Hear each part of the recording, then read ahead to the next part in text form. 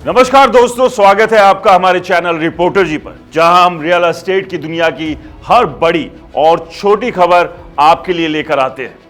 आज की खबर इतनी दमदार है कि बैंक वाले, बिल्डर वाले और होम बायर्स सबके कान खड़े हो जाएंगे। जी हां, मैं बात कर रहा हूं एनसीएलटी यानी नेशनल कंपनी लॉ ट्रिब्यूनल के उस ताजा फैसले की जो रियल एस्टेट इंडस्ट्री में तूफान ला रहा है। इस फैसले ने बैंक, बिल्डर और होम बायर्स यानी आपके बीच के रिश्ते को पूरी तरह से रीडिफाइन कर दिया है। अब बैंक होम लोन देकर खुद को बिल्डर के खिलाफ फाइनेंशियल क्रेडिटर नहीं कह सकते जब तक बिल्डर ने लिखित में गारंटी नहीं दी। अगर बायर लोन नहीं चुका पाया तो वो खुद पैसा लौटाएगा।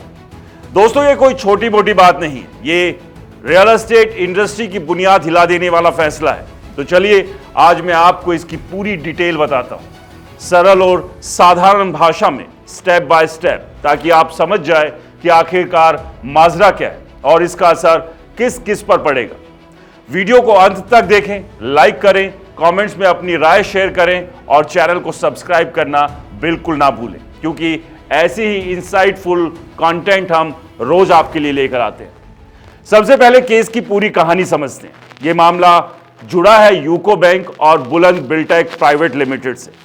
यूको बैंक ने कई होम बायर्स को लोन दिया था ताकि बुलंद बिल्टेक के प्रोजेक्ट में फ्लैट खरीद सके। सब कुछ ठीक चल रहा था, लेकिन अचानक बिल्डर पर इंसॉल्वेंसी प्रोसीडिंग शुरू हो गई। मतलब बिल्डर दिवालिया होने की कगार पर आ गया। अब बैंक ने सोचा, हमारा पैसा तो इस प्रोजेक्ट से जुड़ा है, इसलिए हम भी फाइनेंशियल क्रेडिटर हैं और हमें अपना पैसा वापस मिलना चाहिए। लेकिन एनसीएलटी ने साफ साफ मना कर दिया। ट्रिब्यूनल ने कहा, नहीं साहब, बैंक सिर्फ इसलिए क्रेडिटर नहीं बन सकता क्योंकि उसने बायर्स को लोन दिया। असली लोन तो बायर्स ने लिया है, बिल्डर ने नहीं। और बिल्डर ने कभी लिखित में नहीं कहा कि अगर बायर डिफॉल्ट करे तो वो बैंक को पैसा लौटाएगा। यह था इस केस का कोर पॉइंट। अगर बिल्डर ने कोई अंडरटेकिंग या गारंटी दी होती, जैसे ट्राई पार्टी एग्रीमेंट में क्लियर क्लॉज डाला होता, तो बात अलग थी।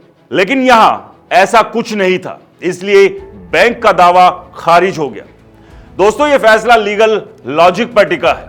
फाइनेंशियल क्रेडिटर वही माना जाता है जिसके पास असली फाइनेंशियल डेबिट वसूलने का अधिकार हो। जहां लोन का पैसा बायर्स को मिला था जो उन्होंने बिल्डर को दिया, लेकिन बिल्डर को डायरेक्ट लोन नहीं मिला, इसलिए वो डेबिटर नहीं माना जाता। अब थोड़ा और डिटेल में जाते हैं और देखते हैं कि ट्रिब्यूनल ने किस आधार पर यह फैसला दिया। उन्होंने दो पुराने केसों का हवाला दिया, पहला एक्सिस बैंक का और दूसरा कैनरा बैंक का। एक्सिस बैंक के केस में भी यही हुआ था। वहां ट्राई पार्टी एग्रीमेंट था, मतलब बैंक, बिल्डर और बायर के बीच का समझौता, लेकिन उसमें बिल्डर ने रीपेमेंट की कोई जिम्मेदारी नहीं ली थी। कोर्ट ने साफ कहा, सिर्फ एक एग्रीमेंट होने से बिल्डर फाइनेंशियल डेबिटर नहीं बन जाता। जबकि कैनरा बैंक के केस में बिल्डर ने साफ लिखा था, अगर बायर लोन नहीं चुका पाया तो बिल्डर खुद बैंक को पैसा लौटाएगा। इसलिए वहां बैंक को क्रेडिटर माना गया। सिंपल शब्दों में कहें तो अगर बिल्डर ने किसी डॉक्यूमेंट में रीपेमेंट की जिम्मेदारी नहीं ली तो बैंक का उसके साथ कोई फाइनेंशियल रिलेशनशिप नहीं बनता। यह फैसला बताता है कि लॉ हमेशा लिखित सबूतों पर चलता है, अजम्पशंस या इनडायरेक्ट कनेक्शन पर नहीं।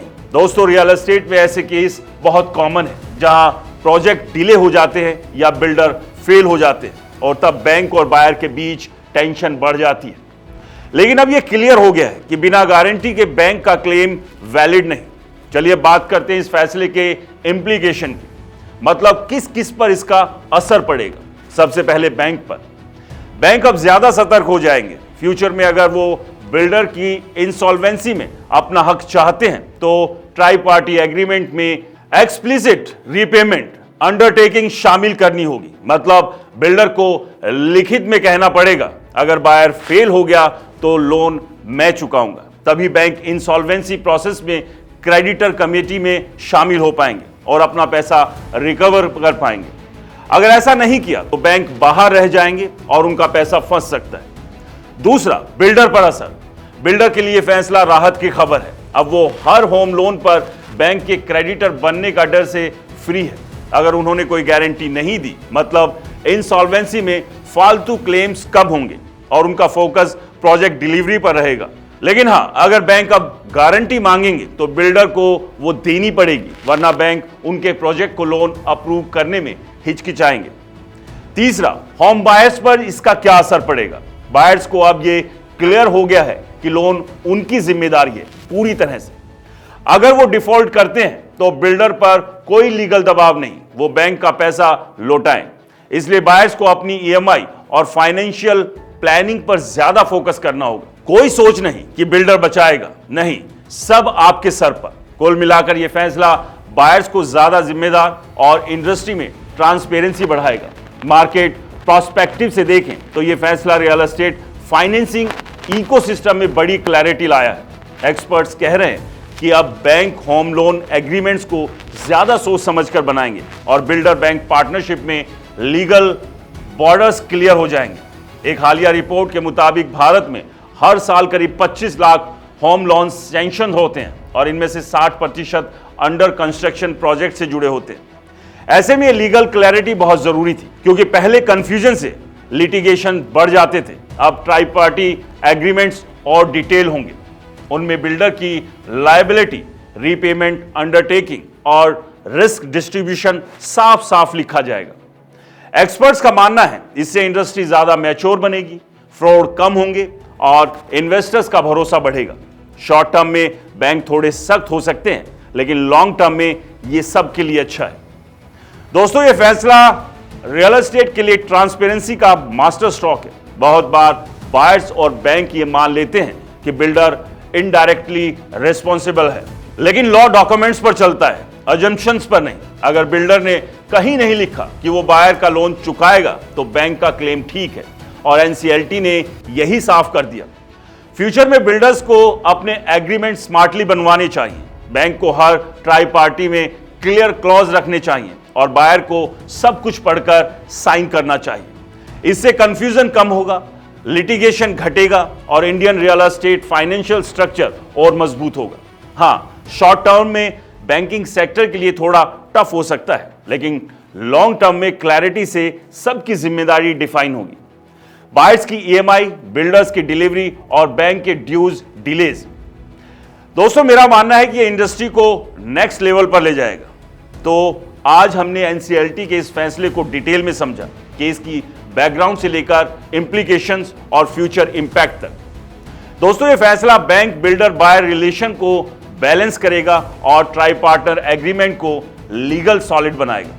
अगर आप इन्वेस्टर हैं, होम बायर हैं या इंडस्ट्री से जुड़े हैं तो याद रखो, पेपर क्लैरिटी ही आपकी लीगल सेफ्टी है। एग्रीमेंट जितना साफ, फ्यूचर उतना सिक्योर।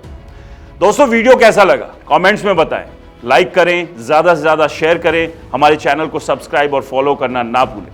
अगली वीडियो में मिलते हैं किसी और नई रियल एस्टेट से जुड़ी दमदार खबर के साथ। तब तक के लिए नमस्कार।